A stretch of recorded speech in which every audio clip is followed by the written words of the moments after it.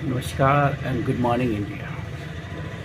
Friends, one very much truth we all must discover that there is no one reason behind our pain and suffering except ourselves. सिर्फ और सिर्फ हम हैं जो अपने सारी परेशानियों सारे दुखों का कारण है। और होता क्या है, हम में से अधिकांश ये समझते हैं कि हमारी परेशानियों का कारण कोई और है, हमारा पड़ोसी है, हमारा दुश्मन है, या फिर जो भी हो, सर्कमस्टांसेस है, what ever it may be. But the truth is that only we are the reason of our suffering and pain.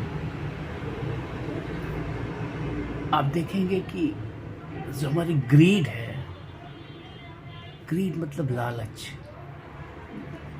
ये जो है हमने कह सकते हैं कि इस ग्रीड के चलते अपनी आवश्यकताओं से अधिक की डिमांड कर रखी है। हर तरफ हमें एक छोटा सा घर चाहिए और ग्रीड के चलते हम जो है बड़े बड़े घर बनाने में लगे हैं।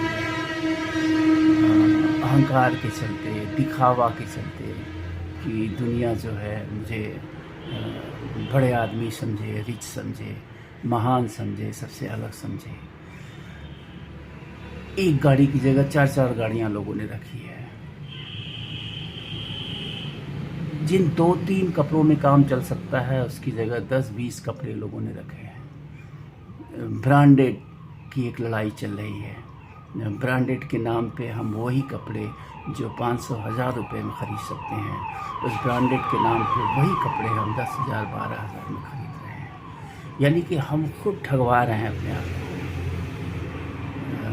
को। ऐसा नहीं है कि ब्रांडेड कपड़े किसी और दुनिया से आते हैं, वो यही कपड़े हैं, ब्रांड की लेबल लगा दी जाती है। हम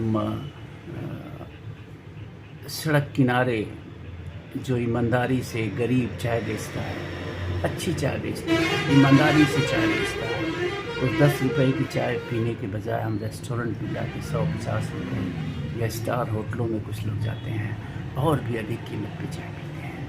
तो कहने का मतलब है कि ये जो हमारी ग्रीड है, ये जो हमारी आवश्यकता है, ये कभी हमें संतुष्ट नहीं होने देती। और हम अपनी कह सकते हैं कि पाँव से,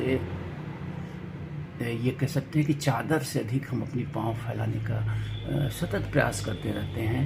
और यही हमारी समस्याओं का कारण है। अगर अडानी और अंबानी जैसा व्यक्ति लगातार जो है और पैसा कमाने के लिए संघर्ष कर रहा हो, तो क्या कहेंगे इसे? ये ग्रीड है।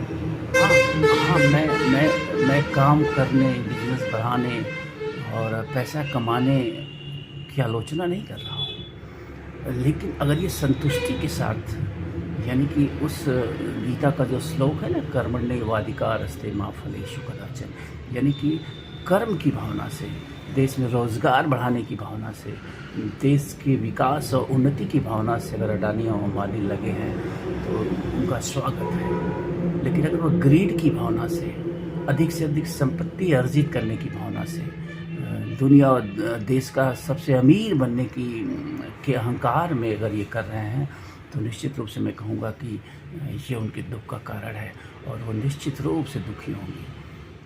अगर वो गीता के उस श्लोक के अनुसार अपने कार्यों को अंजाम नहीं दे रहे होंगे, तो आप मान के चलिए कि वो हम और आप जैसे ही दुखी होंगे, उतना ही दुखी होंगे, उतनी ही तड़प होगी उनके अंदर लालच की, ग्रीड की, कि ये पालें, वो पालें, ये भी पालें, वो भी पालें। तो कुल मिला के जो मकसद है मेरा कहने का, मित्रों, भाइयों बहनों, कि एक भारतीय कह सकते हैं कि हमारे लोकल में तो ये फ्रेज़ रहा है, कहावत रही है कि गोधन गजधन वाजधन और रतन धन खान, और जब आवे संतोष धन सब धन धूरी समान। यानी कि हमें कहीं ना कहीं किसी न किसी लेवल पे जाके संतुष्ट होना पड़ेगा अपनी ज़िंदगी से। अपने कार्यों से, अपने मतलब प्रयासों से अंधी दौड़ है ये।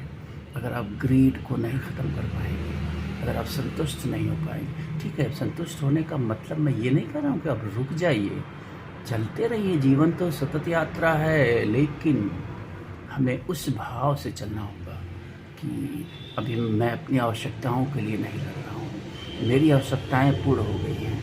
आई have done whatever I can done, I am satisfied with my life, I have achieved my goal, now whatever I am doing for a society, for a country, for our world, कि हमारी दुनिया थोड़ी और खूबसूरत हो, हमारे और लोग जो वंचित हैं, पिछड़े हैं, वो लाभ उठा सकें इसका।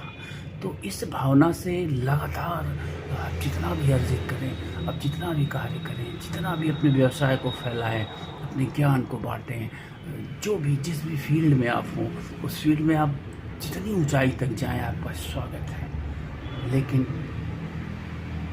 व्यक्तिगत रूप से लाभ पाने की लिप्सा के साथ अगर आप जा रहे हैं तो मैं कहूँगा कि आप गलत रास्ते पे जा रहे हैं। आप कभी भी संतुष्ट नहीं हो पाएंगे, कभी भी आपकी ये भूख जो है वो नहीं मिटेगी, ये भूख बढ़ती ही जाएगी, ऐसी भूख है जो बढ़ती ही जाएगी। आप देख सकते हैं बड़े बड़े लोगों को, बड़े बड़े व्यवसायियों को जो करोड़ों अरबों में कमा रहे हैं, वो खरबों की पीछे पड़े हुए हैं, जो हज़ारों में कमा रहे हैं वो लाखों के पीछे पड़े हुए हैं, उनकी आमदनी लाखों में है, वो करोड़ों के पीछे पड़े हुए हैं, कोई संतुष्ट नहीं दिख रहा है हमारे आसपास। तो मेरा कहने का तात्पर्य यही था कि हमें संतुष्ट होना पड़ेगा और हमें कर्मण्येवाधिकारस्ते मा फलेषु कदाचन की भावना से अपने कर्तव्यों का निर्वहन करना होगा। और रही हमारी आवश्यकताएं, हमारी व्यक्तिगत आवश्यकताएं कितनी हैं?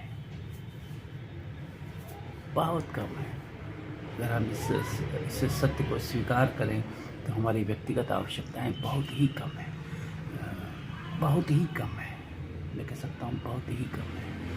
आज इतनी महंगाई का दौर लोग करते हैं, इस महंगाई के दौर में भी अगर आप अपनी आवश्यकताओं को सीमित करें, अपनी अनावश्यक आवश्यकताओं पर नियंत्रण रखें, तो मैं कहता हूँ कि कुछ हज़ार में आप आराम से एक स्वस्थ और सुख भरा एक खुशी वाला जीवन जी सकते हैं।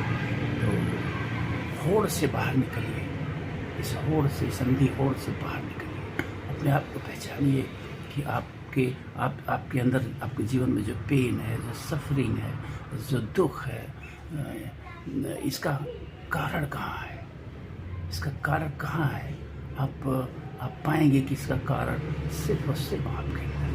और मैं एक चीज़ ये भी कहूँगा कि एक्सपेक्टेशंस जो हैं उनको कम से कम करिए। मैं तो कहूँगा कि किसी दूसरे से कुछ भी एक्सपेक्ट मत करिए, एक्सेप्ट मत करिए, एक्सपेक्ट मत करिए, क्योंकि you are born alone, and you will die.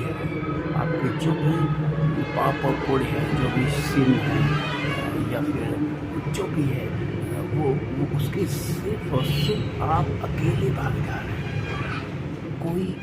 कोई भी ये सत्य है ना कि every individual is unique, every individual is a individual. कोई भी हमसे जुड़ा हुआ नहीं है, कह सकते हैं कि उस लेवल पे कि वो हमारे सोल से जुड़ा हो, हमारे माइंड से जुड़ा हो, हमारे शरीर से जुड़ा हो। ये बस एक रिश्ते हैं, रिलेशंस हैं, बस इससे अधिक कुछ नहीं है। अगर आपके सगे बच्चे भी हैं तो वो भी ज्यों ही पैदा होते हैं वो एक इंडिविजुअल हो जाते हैं, और जैसे जैसे ग्रो करते हैं वो इंडिविजुअल होते जाते हैं, अधिक से अधिक इंडिविजुअल होते जाते हैं। जब तक उनका बचपना है, आपकी जिम्मेदारी है उनका पालन पोषण करना, उन्हें एक स्वस्थ व्यक्ति बनाना, एक शिक्षित नागरिक बनाना, बस यही तक आपके कर्तव्य है। इससे ज़्यादा अगर आप अपने बच्चे से भी एक्सपेक्ट कर रहे हैं तो मैं कहूँगा कि आप गलत कर रहे हैं। आप अपनी जीवन की योजना अकेले बना के रहिए। आप अकेले पैदा हुए हैं, आपको अकेले चलना है, फिर अकेले ही इस दूसरी दुनिया में जाना है। हाँ, न तो आपकी बीवी आपके साथ जाएगी, न तो आपके बच्चे आपके साथ जाएंगे, या फिर कोई भी खास ही क्यों न हो वो आपके साथ नहीं जाएगा।